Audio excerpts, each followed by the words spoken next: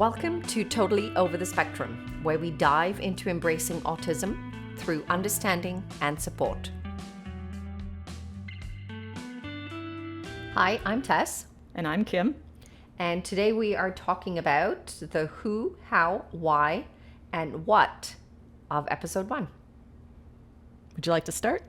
Absolutely. I am Tess, and I am a mom of 2, Mel and Liam. And I'm also an educator of 14 years working in special education. And I love my job. And as a result of it, it brought the two of us together. I'm Kim. I'm the mom of 2 autistic boys, Alex and Peter. I'm also a late diagnosed autistic myself. I have a science degree, which I found really helpful for me when I started to learn about autism.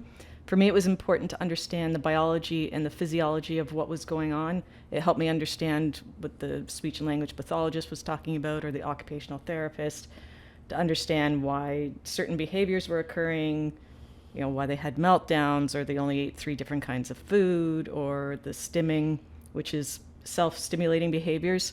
I've been learning that the autistic community is moving away from the word stimming and moving more towards calling it self-regulating, which makes more sense. Yeah, absolutely. And words matter, right? So I'm still learning.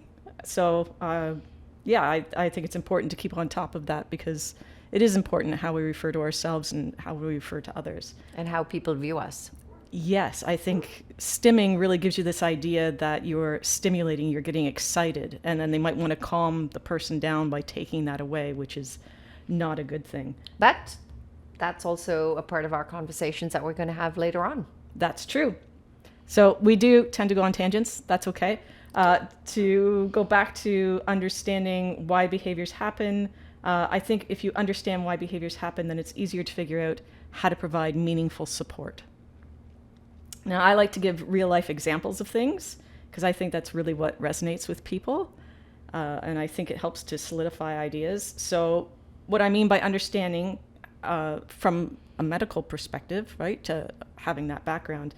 When Peter was 2, he went to his first visit with the occupational therapist, and I was very fortunate. I had a really good occupational therapist.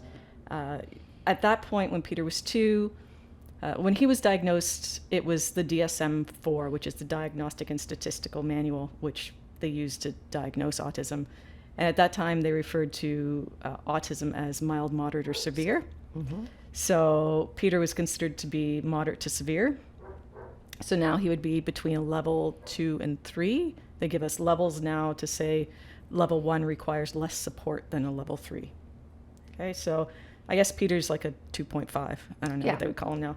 The terminology changes, but it's still the end result is the same. Yeah, and I like the levels better. I do, because when you say severe autism, it's that sounds so scary, and I don't think that's really indicative of what's going on. So I took him to the occupational therapist, and at that point he's non-speaking and he's running around in circles, and he has no interaction with people whatsoever. He doesn't make eye contact. He doesn't engage with people really. So she's watching him run around the room, and she says, what he's doing is called vestibular motion. And then, of course, I get really excited because this is a scientific term that I haven't heard before, and I'm all on board for that. And I said, what does that mean? And she said, the vestibular system is a sensory system that gives us our sense of balance and where our bodies are in the world. So he was running around and activating that system to help regulate himself. So what she did was she took an exercise ball, and she put him belly first on top of the exercise ball, and then she rocked him back and forth, his head towards the ground and then his feet towards the ground, back and forth, and she sang a little song, and she did it for maybe 15 seconds, and then she stood him up on his feet. And it was like magic. It was the first time he was ever really present. He was looking straight at her, and he was so calm, and it was like he was really there. He wasn't in his own world in that moment. And we did that over a period of weeks, and I did it at home as well.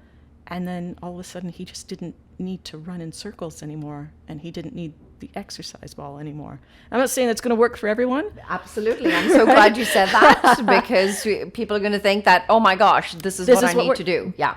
but it may work for someone. So if you're going to use this technique, please know that kids are wiggly and he could fall off this ball. Like she showed me how to hold him on top of the ball properly and rock him back and forth so that he was safe while we were doing this. Absolutely. Right? But he still runs, but now it's, he's 16 now. Now he runs for naughtiness more than anything else because he's cheeky. Don't we know that? Yeah. All right, let's move on to the how. So how we first met. I think it's an interesting story because it really highlights what can be accomplished when home and school work together. Yes, absolutely. So Peter was offered a placement in a life skills class when he was in grade 3. So he'd be offered that placement for grade 4. And up until that point, he'd been in a mainstream classroom, right? So he'd had with support, right? Okay. Because a runner. This life skills class was in a different school altogether. I didn't know anybody. I didn't know any of the teachers. Change is hard for me. Change is probably harder for me than it is for my kids. But I recognize that this is, yeah, you're laughing at me. Well, I know. Because you came in 3 times. I did. So I go in the first Refused year, right? 3 times. The first year I go in and there's this medical equipment in the classroom. It looked like almost like hospital beds, right? I guess you must have had some medically fragile kids in the classroom at that time. And I was horrified. I'm like, oh no, Peter's fast. He's going to go unplug somebody. They're going to die. Like, I can't send him here. This doesn't even feel like a classroom. So there was no way I couldn't do it. And yeah, I could not do that. So the next year they said, hey, it's grade 5, would you like to put him in now? And I went, I'll go check it out again. And I think that those kids had Graduated. right. Yeah. So it looked more like a classroom, but I was still having a hard time adjusting to the idea of taking him out of a school that I knew, people that I knew, environment that I knew that cared for him, even though maybe they were not meeting all of his needs. Yeah. But they were caring for him, right? And it's not like I didn't have some good people working with him, but I didn't have sort of specialized. An individualized program for him. It was, but I don't know that it was really. I don't want to say that it wasn't very good because the resource teacher did put in a special curriculum just for him, but he had a lot of EA overturn in the afternoon. So he had 1 EA in the morning, which was great, but then in the afternoon he had a revolving door of temporary EAs coming through. And I don't think he was really learning anything in the afternoon. You can't go in for an afternoon and expect to be able to meet that child's needs, right? You're respite at this point and not really educating, right? To me, that's the way it was. So that was still hard. So grade 5, I said, no, I'm still not ready. But when grade 6 came along, I said, okay, I know that it's time for him now. I know it is. The divide between where he was at developmentally and his classmates were, and they cared for him, but they were starting to infantilize him. They were really nurturing him, but he didn't have peers at all. No. So I knew that it was time. So grade 6, he goes to the new school. He goes to a life skills class. I don't really know at this point what a life skills class means. I sort of have this vague idea that there's no academics that really happen, that you're just teaching him how to, tie his shoes or something. You know what I mean? Like, I really didn't know, and nobody really explained it to me, and I don't know that I ever really asked the question, to be fair. So that first day, I drop him off. I'm full of anxiety at this point because I don't know anybody. I don't know what's going to happen. And you are the person I handed him off to. Yes, absolutely. And as far as I know, you knew that he was non-speaking and an opportunistic runner. Yes. Yeah. So basically, my preferred approach when taking on a new student is to read the safety and behavior plans that pertain to the students. And I prefer not to read the extended notes that come with the students. It's because as good as we can be at our jobs, we do intend to bring our own biases into providing somebody some input into who the student is.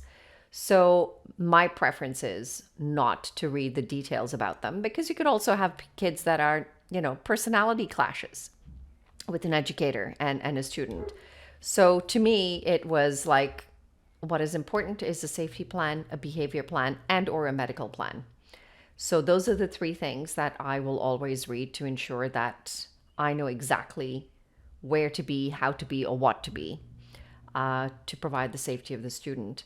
But the rest of it, I kind of like to figure out on my own, kind of draw my own conclusions based on that student's personality as well as our compatibility with each other.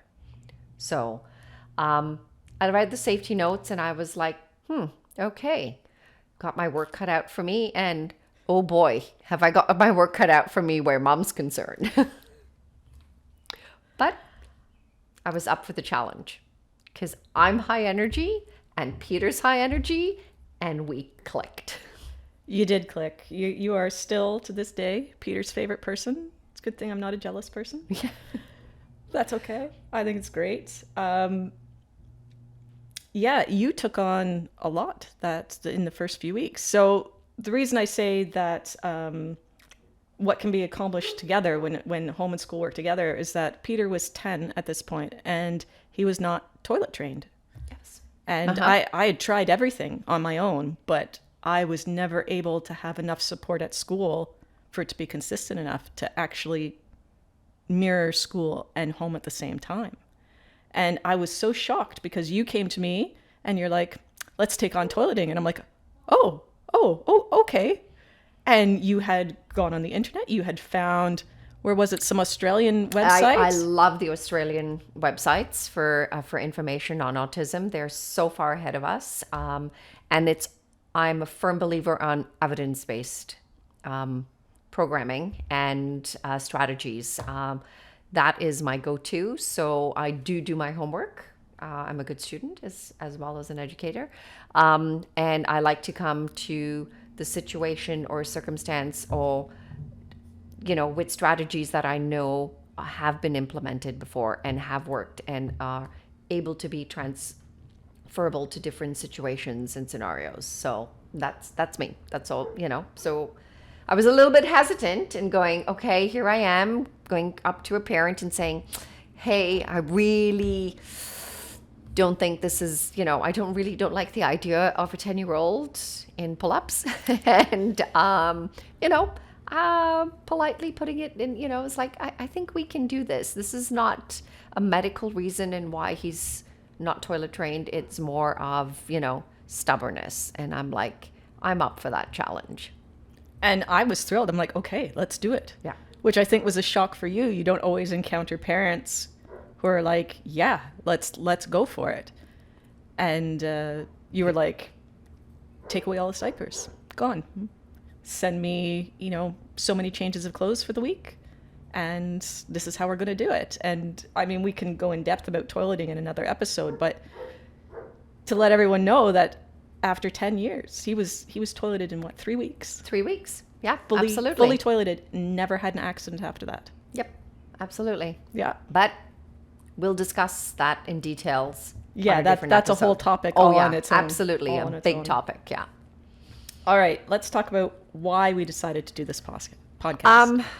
I think you hit on the point that what can be achieved when you have the home and education working in partnership. And also, there is a lot of information out there. And to be able to, sift through all of that information as well as apply that information and strategies that you get are two very different things. So, you often go onto the internet and you get a strategy and you go, oh, this is a strategy.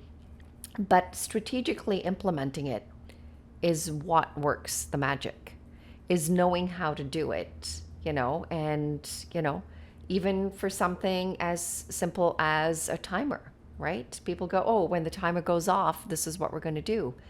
There's very strategic steps in which you implement all of those things. And I think when you have, and once again, that's an evidence-based practice. So coming to you and saying, let's do this in a very strategic manner. We're going to have success. So for us, it was going out there and bringing all of this information to parents who are constantly looking for it, but don't know where to go and get it, and frankly, sometimes haven't got the time because they're, you know, running around trying to manage on a day-to-day basis, right? Just about cope. So that to me was one of the reasons why we wanted to do this, is to bring all of those evidence-based information and to also build a community, because there's a well of knowledge over here, and in our community, and you chatting with people and me chatting with people and just saying, hey, how did that work? Did it work? Why didn't it work? What would you change about it? How would you fine tune it? All of that information is just floating around. So collectively getting that information and bringing it to one place so that you can share that was really important for us. Yeah. I think the other thing that was really important to me was to try to help change people's perspective on what autism is. Right? People have this tendency to view autism as this terrible, terrible thing. And I would like to help sort of change the negative narratives that surround autism. Even the word disability is so stigmatized. And there's this whole thing in the community where some people don't want to consider autism a disability. They want to consider it just a difference or differently abled. And that's going to be part of our next podcast topic is that word disability, because that is a whole thing unto itself. But I think it's really important for parents to know that it's okay to make mistakes. Yeah. Right? Like, there's this whole cliche that if you've met one autistic person, you've met one autistic person, because it affects them so differently. The way it presents in me is different than Alex, is different than Peter. And in order to find a strategy and supports that work, you have to trial and error it. You don't know what's going to work until you try. And it might work one day and not the next. Oh, people forget that one too. Yeah. It might work for a short time and then stop working. Yeah. Right? And then something you've tried before and have dismissed might now work. People grow, they change, they develop. It's just because you're autistic and some of those are delayed doesn't mean that it does never occur. Yep. Right? The worst thing I've ever heard was from a so-called professional who said, Peter will never. And I thought, you don't know that. You might say, in my experience, it's uncommon for that to happen, but you can't say no, never. I can't stand that. No one should ever put any kind of limitation on any child ever. Yeah, absolutely. So that brings us to what we hope to accomplish. So I think we've sort of talked about that a little bit. We hope to share evidence-based information, try to, help people understand, accept, and support the people in their lives or themselves. I like to use real-life examples and strategies. Mm-hmm.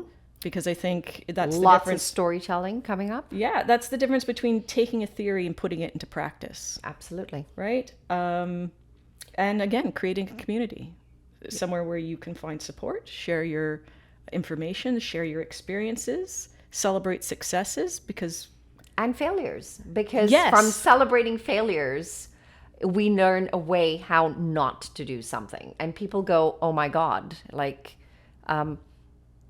it was a total failure. Yeah, it was. And now you know what not to do the next time.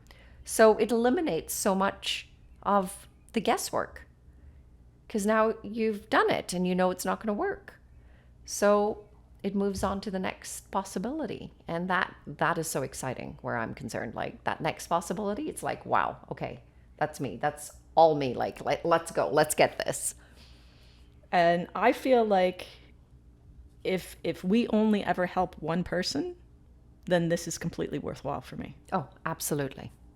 Absolutely. And that person doesn't have to be the person with autism. It could be the parent or a caregiver or a friend, anybody. Or an educator.